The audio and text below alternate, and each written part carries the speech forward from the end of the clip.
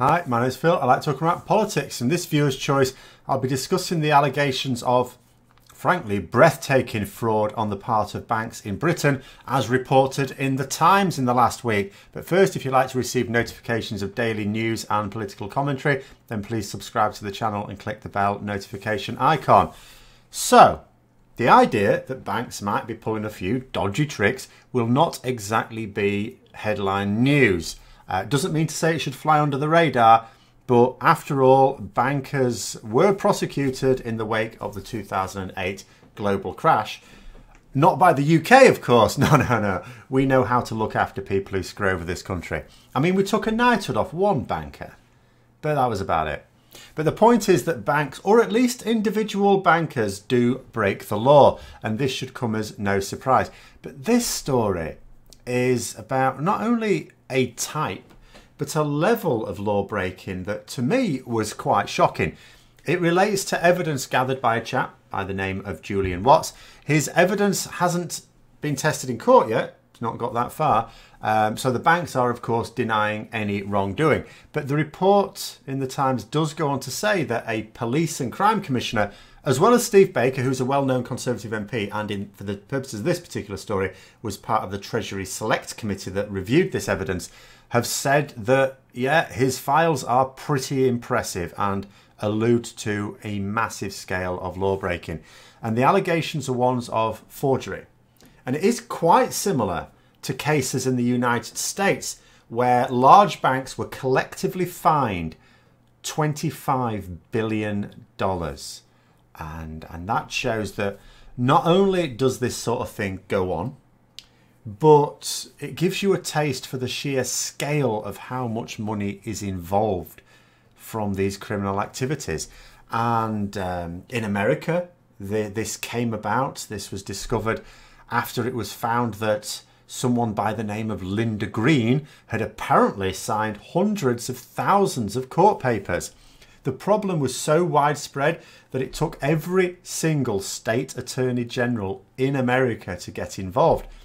Now, Mr. Watts' allegations are that bank employees are signing documents instead of who's supposed to be signing. It's like any old person signing them. Oh, this needs a signature. Yeah, we'll put that in. And you know, it could have led to, it's described, for example, house repossessions as being fraudulent transactions.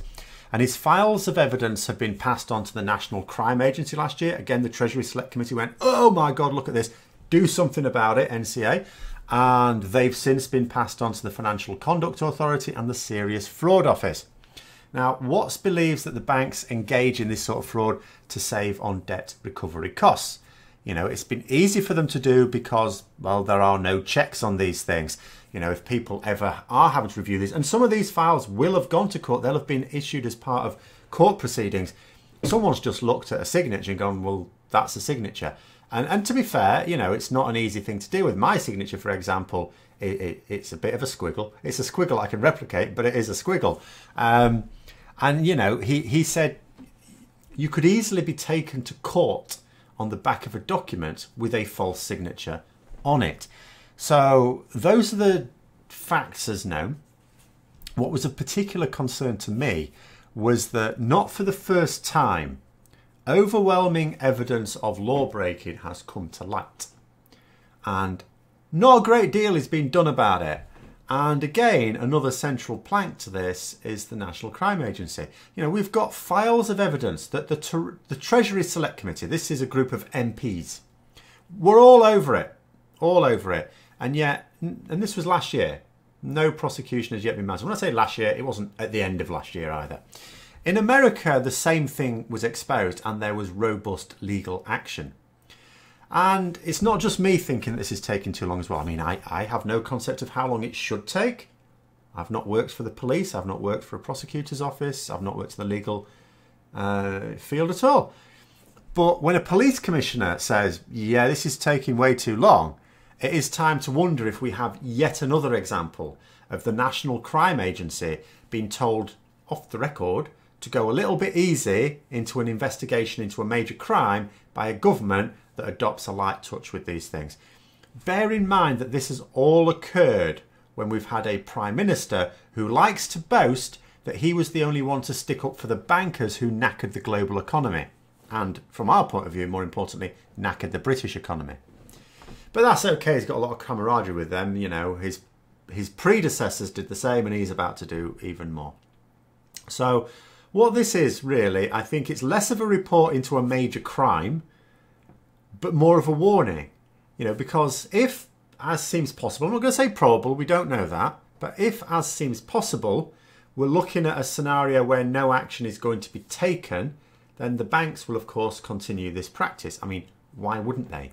If the reason for this delay, we don't know this, but if the reason for this delay were, for example, the government's basically saying, can you not? Then, yeah, if the banks have got the government in their corner, why would they stop?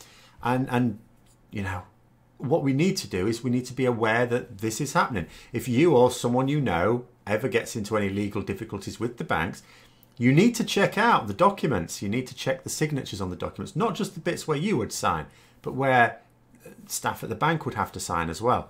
You know, do you have the same signature purporting to be for very different people? In other words, it's the same person who's just filled in all the blank boxes on the signatures thing, claiming to be lots of different people. Or if you've got very different signatures, all purporting to be the same person, have they forged the signature of a customer, for example, on there? So that's where you would look at your boxes as well.